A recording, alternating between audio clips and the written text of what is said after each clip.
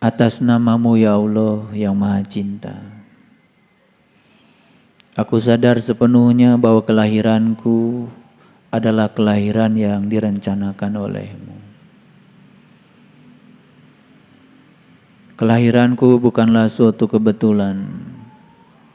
Terima kasih ya Allah, Kau telah menghadirkan aku di kehidupan yang luar biasa ini sebagai tamu agung yang akan dijadikan sebagai kepanjangan tangan-Mu untuk menyampaikan cinta kasih-Mu.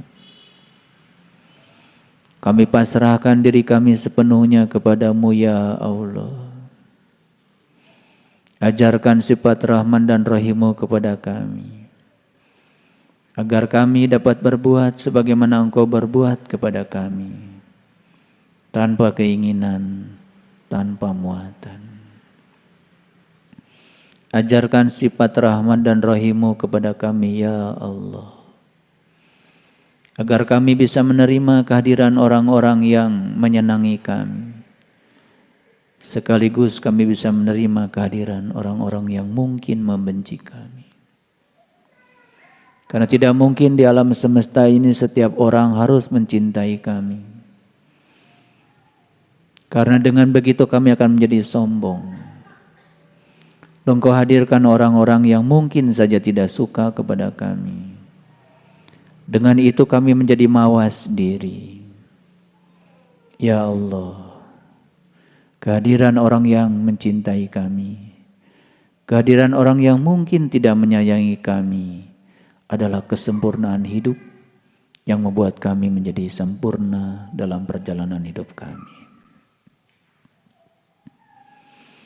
Para sahabatku yang dirahmati Allah,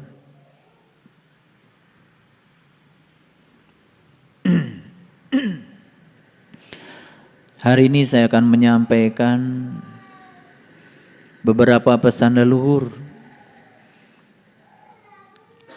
dan semoga kita bisa memahami pesan-pesan ini.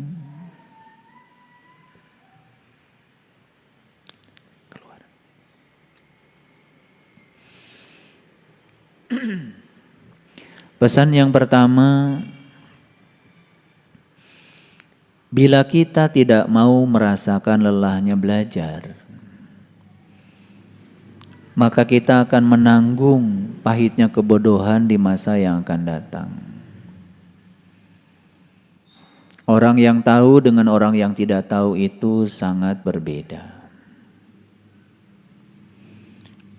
Orang yang bijaksana dengan orang yang tidak bijaksana itu sangat berbeda.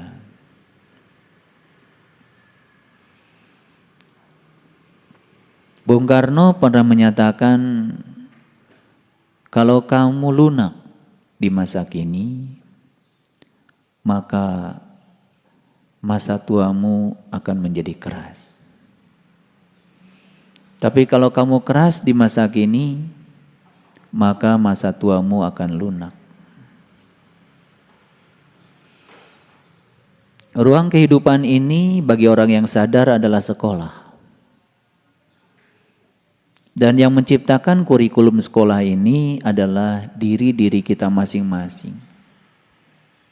Karena setiap diri datang ke semesta ini sudah membawa data karma masing-masing. Kehadiran kita ke semesta ini karena kita harus menyelesaikan seluruh urusan yang tertulis dalam data karma kita. Data karma itu tersimpan rapi dalam DNA yang ada di setiap sel dalam tubuh kita. Dan data karma itu sedang diurai oleh pineal gland, sang batara guru yang ada di dalam diri kita. Dan setiap kehidupan yang kita alami dalam kehidupan sekarang bukanlah sesuatu yang datang sekarang. Tapi itu semua adalah kelanjutan dari kehidupan kita di masa lalu yang harus kita selesaikan. Kalau kita sadar bahwa sesungguhnya yang sedang kita jalani di kehidupan yang sekarang adalah akibat dari yang kita ciptakan di kehidupan yang sebelumnya, maka kita tidak mungkin akan menolak apapun sekalipun itu tidak kita sukai. Karena yang sedang kita jalani dalam kehidupan sekarang ini adalah hukum sebab akibat. Sebabnya sudah kita ciptakan di kehidupan yang sebelumnya dan akibatnya harus kita tanggung sekarang.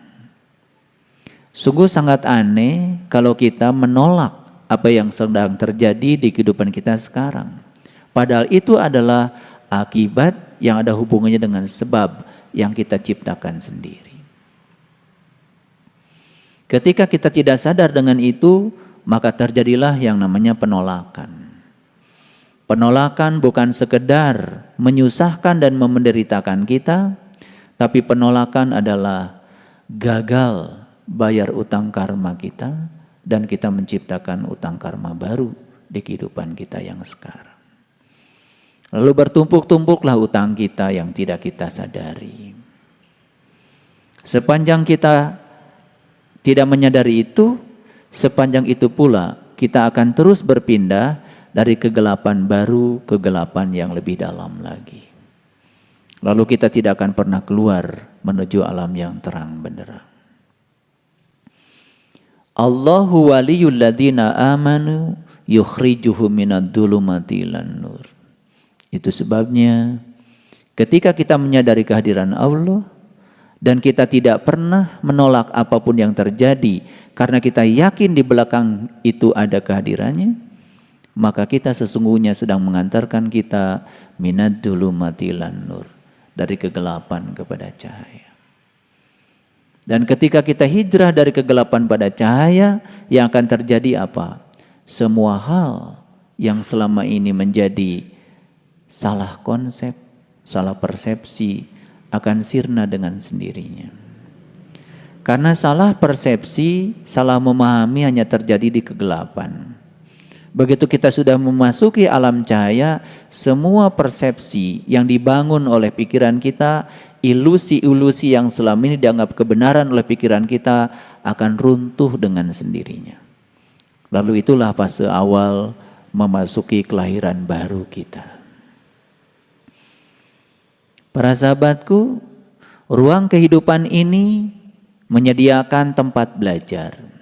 Setiap tempat adalah ruang belajar. Setiap waktu adalah kesempatan untuk belajar. Sayang sekali, banyak di antara manusia yang tidak menyadari itu. Menjalani kehidupan tanpa menyadari bahwa dia sedang berada di sebuah sekolah yang luar biasa. Sekolah nyata, sekolah yang akan mengajarkan kedewasaan, sekolah yang akan mengajarkan kesabaran, sekolah yang akan mengajarkan kebijaksanaan, sehingga peristiwa demi peristiwa hanya terjadi begitu saja tanpa ada satu pesan yang bisa dia terima. Itulah yang disebut dengan manusia yang rugi. Lalu ada sumpahnya, wal asri innal insan lafi khusrin illal ladzina amanu wa amilus solihah wa tawasaw bil haq wa tawasaw bis sabr. Jadi seluruh manusia itu rugi kecuali yang beramal soleh, kecuali yang beriman, kecuali orang yang senantiasa saling menyadarkan, saling mengisi, kecuali orang-orang yang tabah, sabar di dalam menjalani seluruh proses kehidupan. Inti dari semuanya adalah kesadaran. Makanya kata sadar dalam Kamus Bahasa Indonesia artinya adalah tahu. Sadar itu artinya insaf. Sadar itu artinya mengerti. Sadar itu artinya merasa. Kata sadar sudah dipakai menjadi satu kata yang utuh, namanya kesadaran. Jadi kesadaran sudah menjadi kata benda.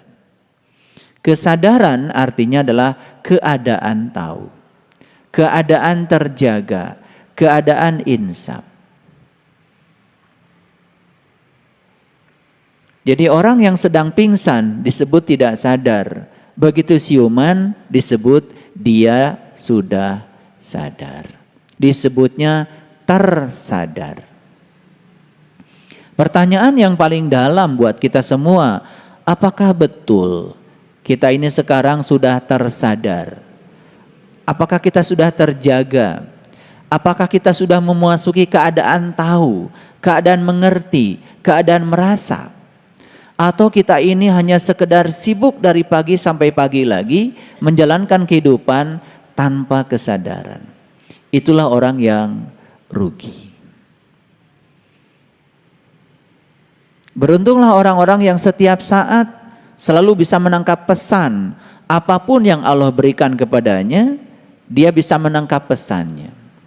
Maka orang-orang yang semacam ini tidak pernah bertanya mengapa, tetapi selalu bertanya apa.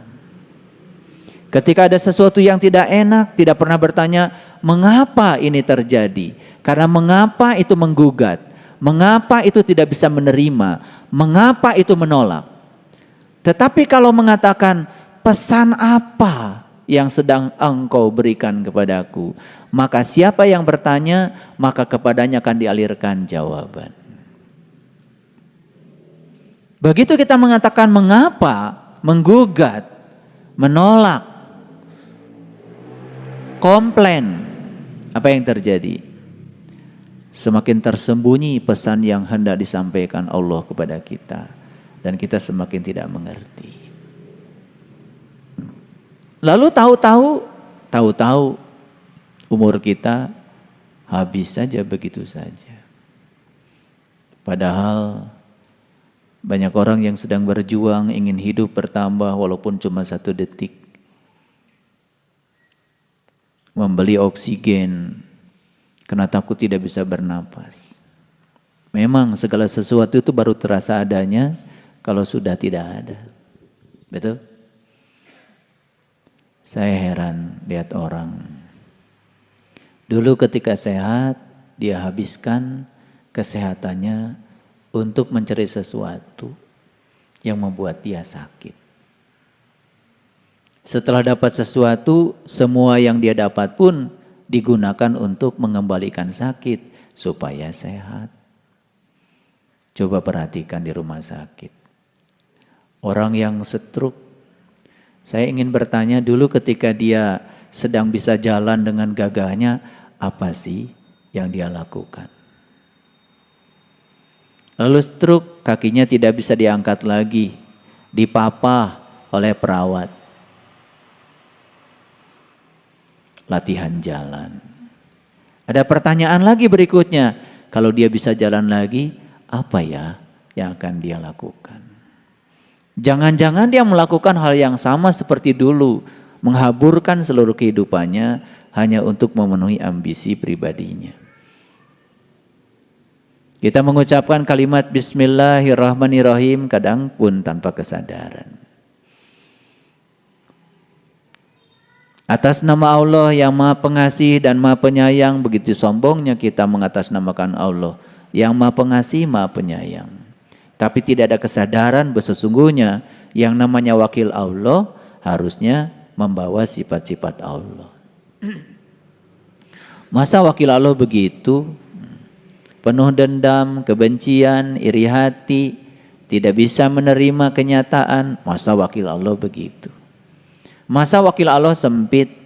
Masa wakil Allah pikirannya seperti itu? Harusnya kan malu.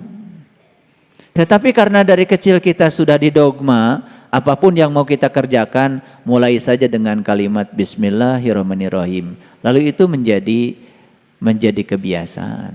Lalu kita menjadi robot saja, tanpa kesadaran. Betul apa tidak? Jadi, bila kita sekarang tidak mau merasakan lelahnya belajar, maka siap-siaplah kita akan menanggung kebodohan, pahitnya kebodohan. Orang bodoh itu kerja saja harus kerja keras, pakai otot.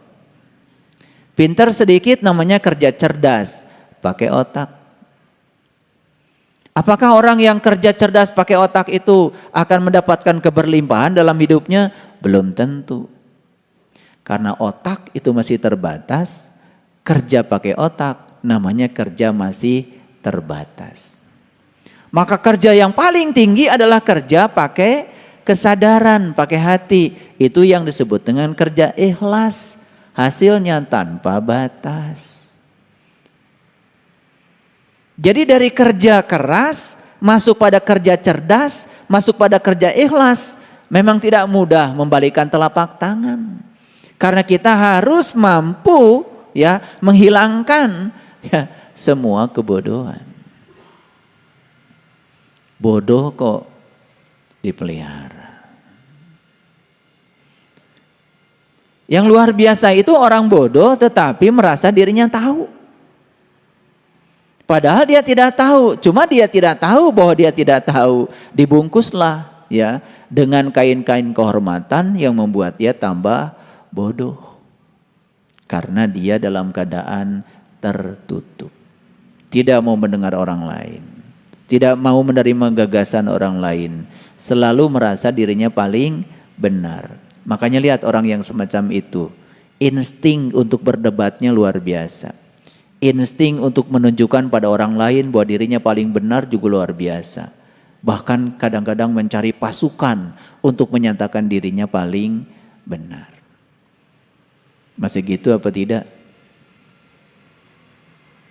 Kalau masih gitu ya berarti masih bodoh. Ya. Sampai pada titik kesadaran tertentu kita akan menemukan bahwa sebetulnya hidup itu bukan lagi perjuangan, tapi hidup itu adalah hubungan cinta. Kalau kita sudah bisa melihat hidup itu hubungan cinta, hidup bukan perjuangan, maka untuk mendapatkan sesuatu sebesar apapun tidak perlu penuh perjuangan.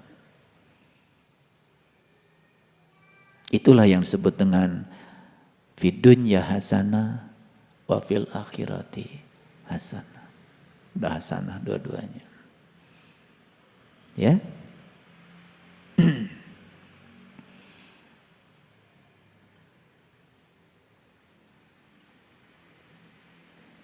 Semua orang ingin agar kehidupannya lebih baik. Ada istilah husnul khotimah. Semoga husnul khotimah. Jadi husnul khotimah itu sempurna di akhirnya. Bagaimana kita bisa husnul khotimah kalau kita tidak mampu memberangus kebodohan yang ada dalam diri kita sendiri?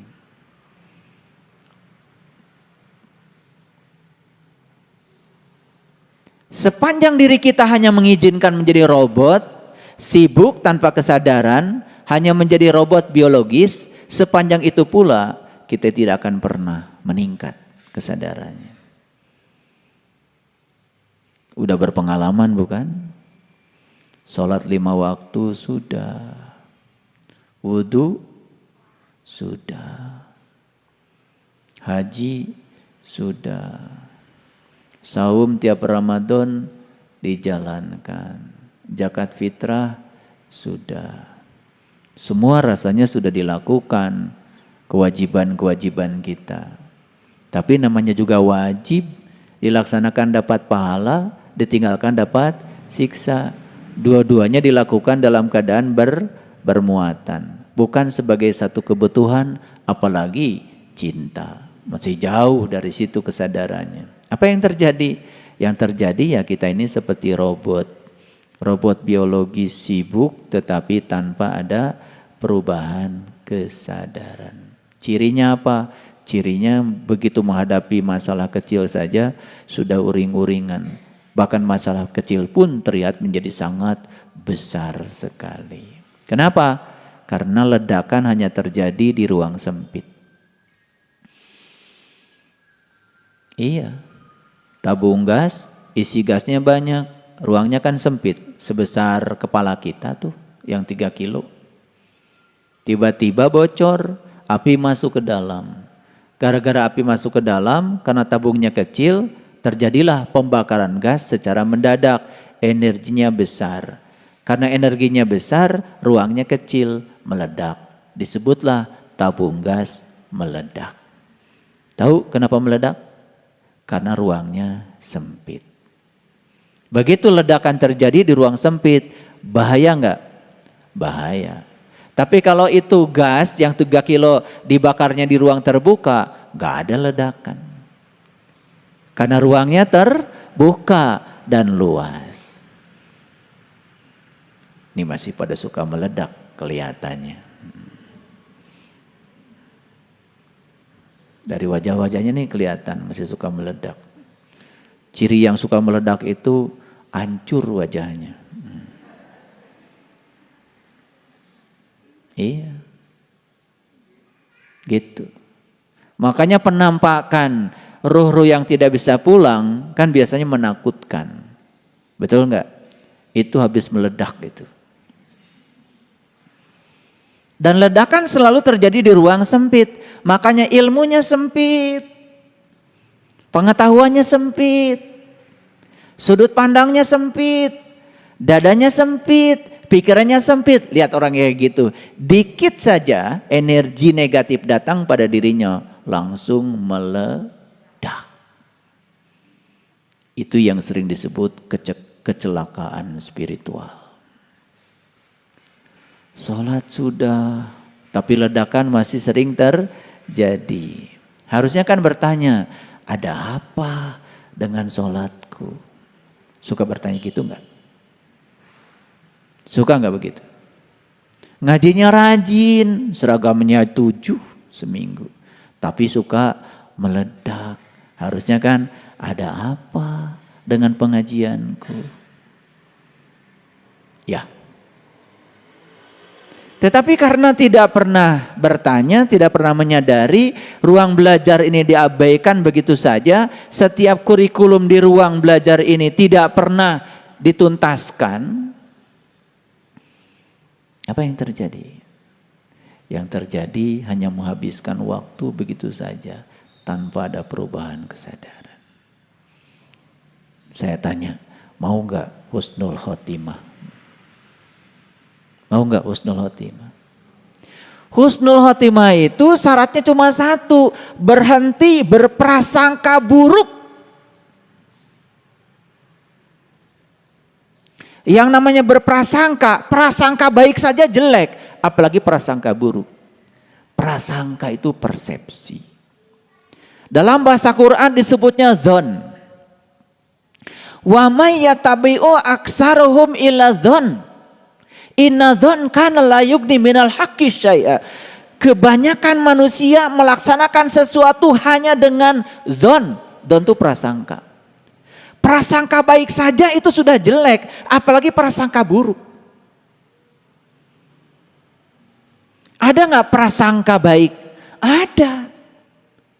Persepsi, ilusi pikiran yang dianggap kebenaran itu juga prasangka. Cuman kategorinya prasangka baik. Jadi kalau prasangka yang baik saja jelek, apalagi yang jelek. Bagaimana bisa husnul khotimah kalau apapun yang kita lakukan cuman atas dasar prasangka. Prasangka itu bahasa Qur'annya dzon. Dan Quran mengatakan wa may yatabi'u aksaruhum. Kebanyakan manusia 99% dalam kehidupannya menjalankan sesuatu hanya dengan prasangka. Jadi prasangka itu kalau bahasa orang Jakarta itu kali aja. Sholatmu diterima enggak sama Allah? Kali aja.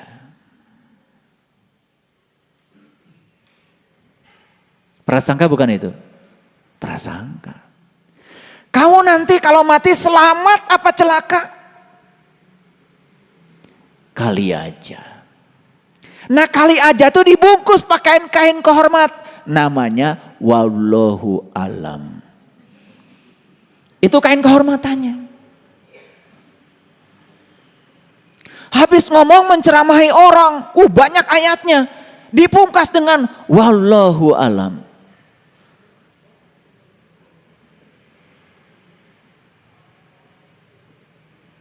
Berlindung yang paling kelihatan terhormat adalah berlindung kepada Allah.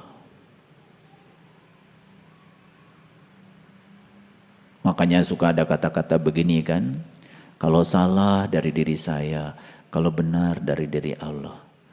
Jadi kamu dari tadi ngomong yang menurut kamunya berarti salah semua dong. Betul nggak? Kan suka ada begitu bahasa basinya kan, yang benar dari Allah, yang salah dari saya. Lo kan dari tadi yang ngomong kamu. Berarti yang kamu omongkan, ya salah semua. Nah supaya terlihat hormat, terlindungi, wallahu alam bimurodi. Kan begitu. Karena semua yang diomongkan prasangka. Tidak ada pengalaman pribadi yang disampaikan pada orang lain. Semuanya ilmu katanya kok. Jadi prasangka itu bahasa Inggrisnya susuganan. Tahu ya?